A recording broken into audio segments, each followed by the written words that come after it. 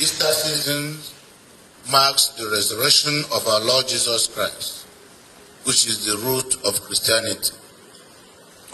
The glorious resurrection of Christ on Easter Sunday is the everlasting emblem of the triumph of love over hate.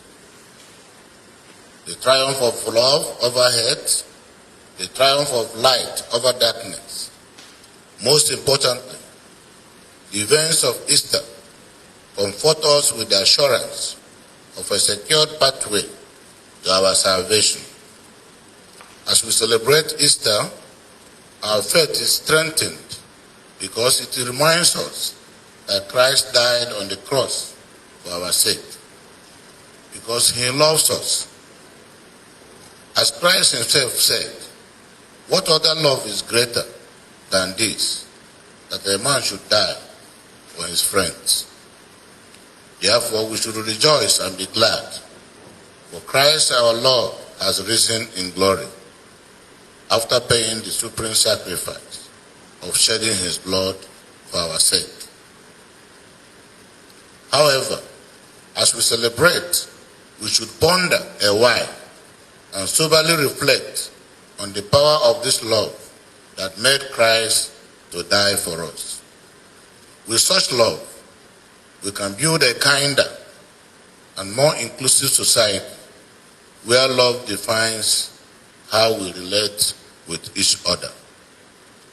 Let us therefore resolve during this Easter celebration to truly love our country and our state by thinking more of what we can do to make our country and our state better than thinking more of what we can get out from our country and the state.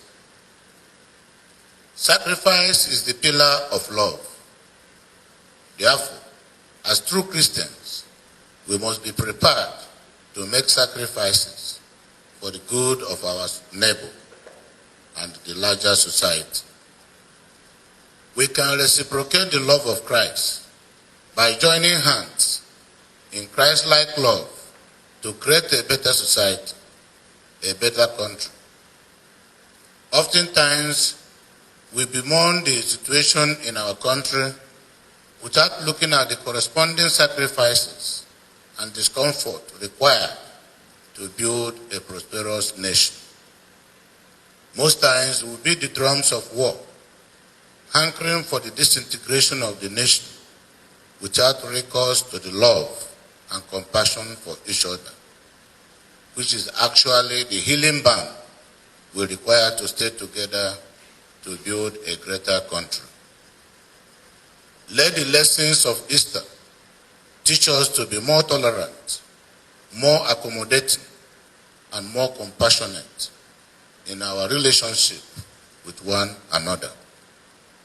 If we follow the footsteps of Christ, who gave his life for our sake, there is no challenge that we cannot surmount as a people and even as a nation.